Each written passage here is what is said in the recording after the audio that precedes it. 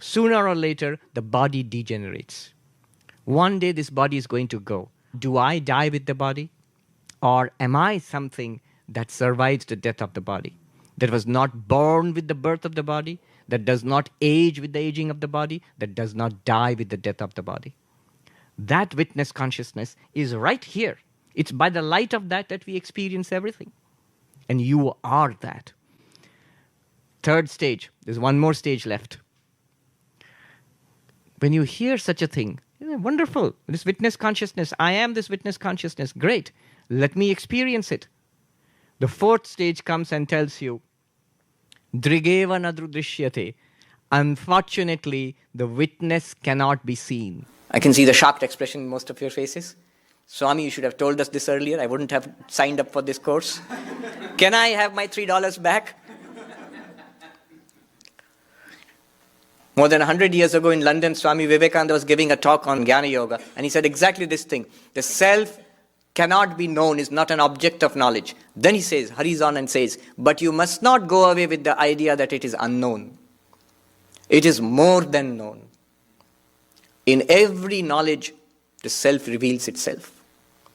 The Kena Upanishad says, what is the self? The knower, the witness. The Kena Upanishad says, it is something different from the known. Oh, so it's unknown. No, it's something different from the unknown. Think about it. If I ask you a question, what is it that's different from all that you know? All the subjects you know, the people you know, your memories, ideas, opinions, different from all of that. And different from all that you do not know. There's a vast ocean of the ignorance which we have. We do not know many things. So there are many things which we do not know, and there are many things which we know. What is it that's different from both of them? It's not something that we know. It's not something that we do not know. Yes? Some people have an idea. Yes? What you are? Exactly. Yourself. You say, no, Swami, I know myself. What do you know about yourself? You know what your passport tells you. Your driver's license tells you. You know your body. You can see the body. You know your memories, your family. All that's in the mind. And if you know all that, it must be different from you. That which knows all this, do you know that?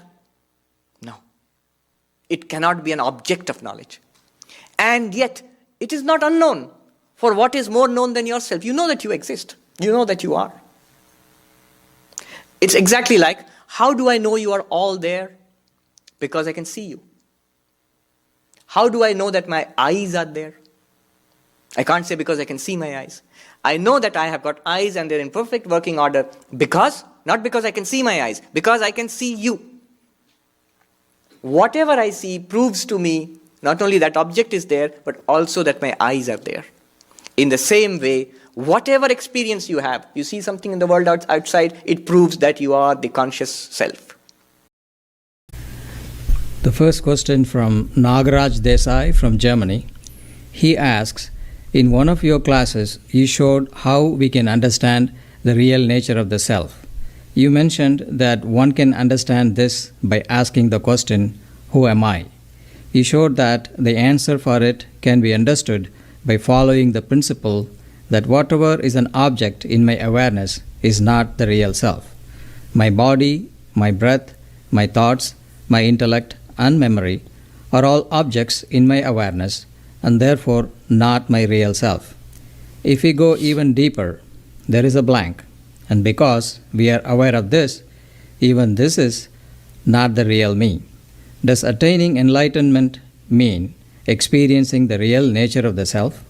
If it experiences itself, or if it becomes aware of itself, does it mean it is not the real self because it becomes aware of itself? All right, that's a good question. The question here is that in Vedanta, we follow a process of self-enquiry. We inquire into our experience of ourselves. And the method for that enquiry is one principle that we take up. The principle that is taken up is, whatever I am aware of, I am not that. Whatever we are aware of is an object, not awareness itself. That which we are aware of is an object to awareness, not awareness itself. By this process, we eliminate from our self-concept all objects. You see, the problem is that we have identified ourselves with things which are not ourself, with the body, with the mind. We take these to be I, me, but we are not these. Vedanta tells us that you are awareness, pure awareness. Now, how do we reach that? How do we appreciate what we truly are? By this method. This is the method that has been adopted, that the real nature of the self is that which is aware, and anything that we are aware of is not the real self, is an object to the real self. It's a very powerful method. Now, if you follow this method, even if you think about this method, then you will come to this question, which this gentleman has asked. The question is, so our ultimate goal is to know ourselves, self-realization, self-knowledge. Whatever we are aware of is an object, not the self. So when we reach self-knowledge, we'll be knowing the self, but then the self will be an object, because whatever we know is an object. Then it will not be the real self. And this question has to be appreciated. Then you can understand the beauty of the answer. So, the answer is that the self can never be known as an object. Whatever is an object is not the self, and that criterion remains true till the very end also. Whatever you know as an object is not the self. So, will the self remain unknown? If the goal is self-knowledge, will we fail in attaining the goal? Will my real self always remain unknown? No. It is more than known. It is not known in the usual sense of knowledge. What is the usual sense of knowledge? Whatever we know as an object, the usual sense of knowledge is by knowing something as an object. I, the consciousness, I deploy instruments of knowledge through the mind and the senses. So through the mind and the eyes, I, the consciousness, I see. What do I see? Objects, forms. I, the consciousness, through the mind and the ears, I hear. What do I hear? Objects, sound. Similarly, other objects are there. For each sense organ, separate object. There is smell, and there is taste, and there is touch. Not only that, there are subtle objects in our mind itself. Thought and imagination and memory and ideas and desires, emotions. These are also objects. Why? Because we are aware of them. So at the level of the external world, the objects, physical body which is part of the external world, object. The breath, we are aware of it, object. Thoughts, emotions, memories, aware of it, object. Not the self. Beyond that, even the intellect which we are using right now for understanding all this, that is also an object. It's a process we are aware of. Beyond that, if you push, as he says, you will reach a blankness. The blankness we experience in deep sleep. The blankness we experience in deep meditation also. Because it is experienced, that's also an object. It is not us. So we are not the physical body, object. We are not the breath, the pranic body, object. We are not the mental body, mind. We are not the intellect. We are not even the blankness beyond the intellect. Not Annamaya Kosha, not Pranamaya Kosha, not Manomaya Kosha, not Vijnanamaya Kosha, not Anandamaya Kosha. Then, see, here is the beauty of it. We now are looking for our real self. And our tendency is to objectify. Why? Because we have always seen objects. Whatever we know are always objects. So somewhere, even if we say, I know that the self is not an object, we say that, we think that, but unconsciously the impulse is to objectify the self. It can never be objectified. It is not an object of awareness. It is the awareness itself. Then how is it known? Will it be unknown? No, it is more than known. In every act of knowledge it is known. Whenever you know something, the presence of objects, you are knowing the self itself. Whenever you know the absence of objects, you're still knowing the self itself. It's like, let me give you an example. It's only an example. So when I show you the clock, what do you see? It's a clock. And then I show you the mic here. What do you see? Mic. I show you the cloth here. What do you see? Cloth. clock, mic, glass. 3 different objects. But notice there's something else you're missing. It is not just clock. It is the light reflected of the clock.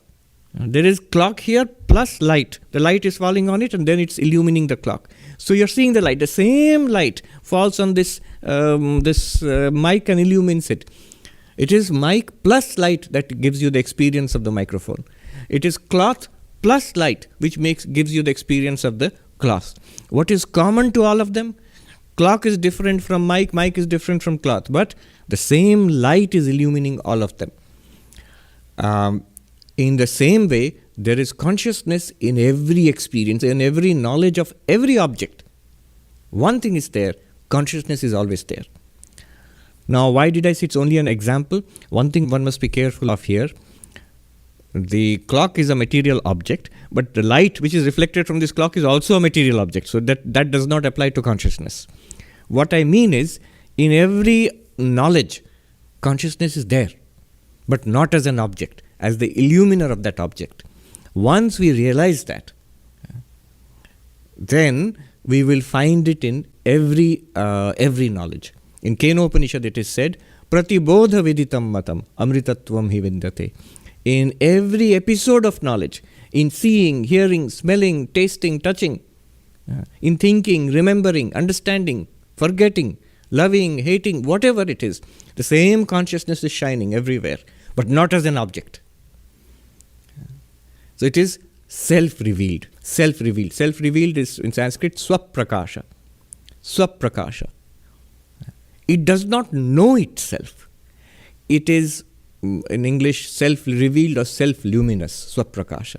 It is revealed by itself continuously, but it's not an object to itself. Consciousness does not know itself. So when enlightenment comes, you cannot say that the self will know itself. No. It does not technically know itself. But it is more than known. It is self-revealed. It's self-luminous. Not only in enlightenment, in every knowledge, ordinary knowledge, in religious knowledge, spiritual knowledge, in all kinds of knowledge, consciousness is self-revealed. Just as the light is common when it's reflected of all the objects. Also, the eyes, when we see different things, we are seeing different things, but what is common to all of them? That the eyes are seeing, same eyes are seeing everything. And I touch different things with the fingertips. What is common to that? The same fingertip is touching everything. So, in touching everything, I can say that I know the fingertip. In seeing everything, the eyes are self-revealed. In self-knowledge, what happens is you realize the luminous nature of consciousness, and then in every act of knowledge, it doesn't have to be only Brahma-jnana. In every act of knowledge, the self is revealed. Consciousness is revealed. So the answer to the question is, when self-realization comes, will the self know itself? If it knows itself, then it becomes an object. It cannot be the self anymore. No, it will not know itself as an object. But the self-luminous nature of consciousness will be revealed to us and will be continuously available. It is already continuously available to us. We don't recognize it, that's all.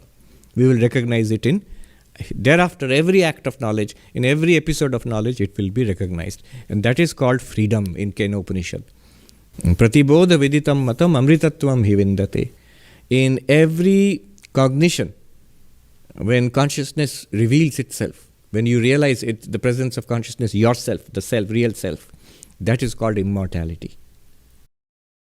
Yes, the gentleman there. Yeah, I have a sense that it's not possible for me to experience consciousness according to what's on the board. Can I have an awareness of consciousness? Right. It's a very subtle question and a powerful question. Look at the way it has been put there. What can you experience? Objects. When an object comes in front of consciousness, you have an experience. So what are you experiencing? An object. Right? In every experience, there is an object. So is consciousness an object? No. Consciousness is the pure subject. What you truly are. What do you mean by pure subject? Is there an impure subject? Yes. It's when we add objects to consciousness that the subject becomes impure. The real subject is this. Samvit. And when we add objects to it, what do you mean add objects to it? When I say, I am standing here, what I'm doing is I'm adding the body to the consciousness. I consciousness plus body, I'm standing here. When I say, I weigh 150 pounds, I'm not saying consciousness weighs 150 pounds. I'm saying consciousness aware of an object called the body which weighs 150 pounds.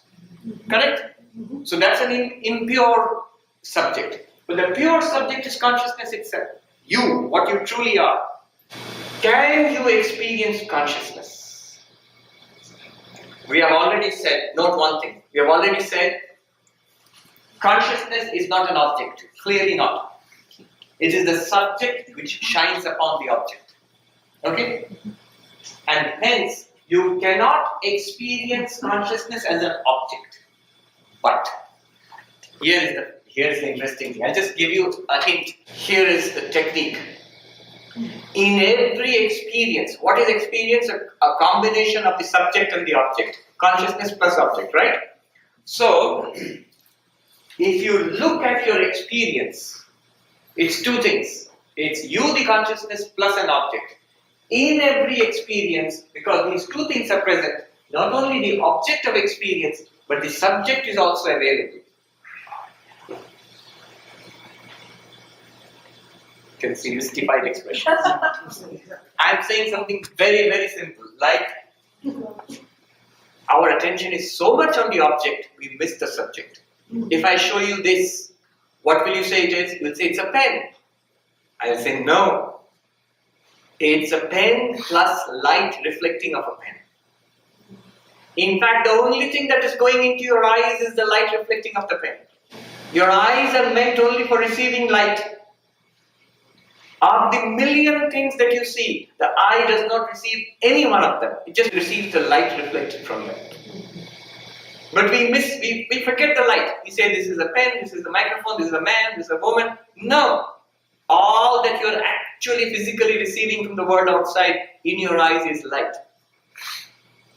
In the same way, follow this carefully, everything that you experience as an object is shining in your consciousness. Otherwise, you could not experience it. So every experience is of an object shining in consciousness. Is this clear?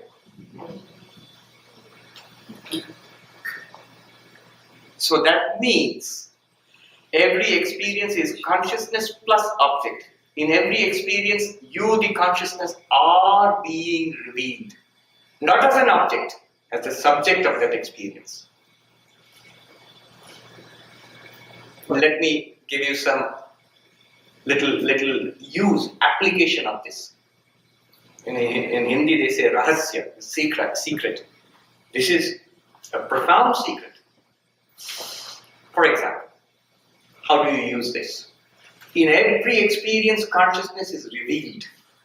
I'm not saying experienced as an object, it is revealed. Just like light, the object is shining in light, every object that you experience is shining in your consciousness. Hence,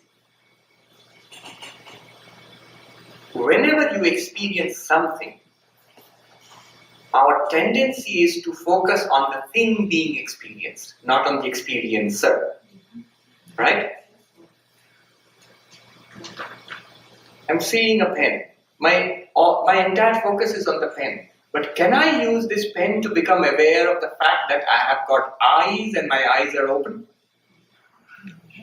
You sit for meditation and the air conditioner kicks in or there's a door slamming and your normal reactions, oh, I want peace and quiet and I want to meditate on the Atman, and this slamming of the door and this air conditioning and in India there's a mosquito buzzing.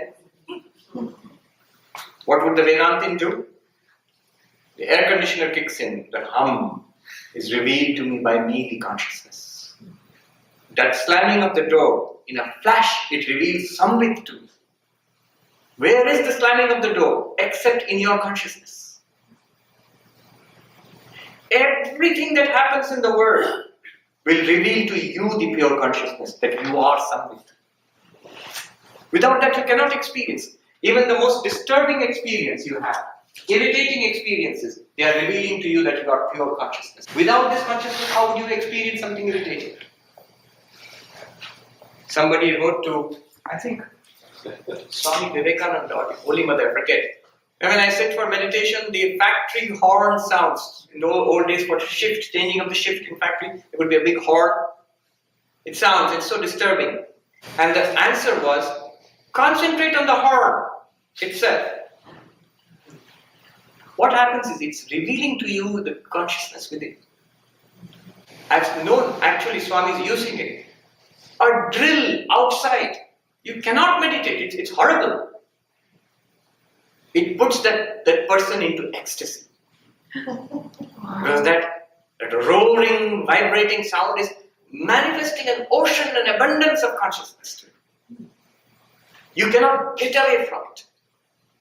Because it's so powerful and coming at you all the time it's revealing to you that you are awareness.